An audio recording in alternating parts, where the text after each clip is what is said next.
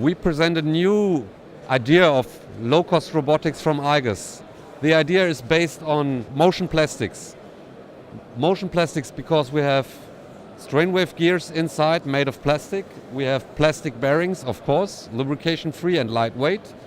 And together with our partner from Commonplace Robotics, we developed an integrated control unit and an integrated BLDC, brushless DC motor, which is all integrated in this kind of axis, and they can be combined as a 6-axis robot system for service robotics in this case. So you can combine it on a mobile platform, for example, for taking and bringing services.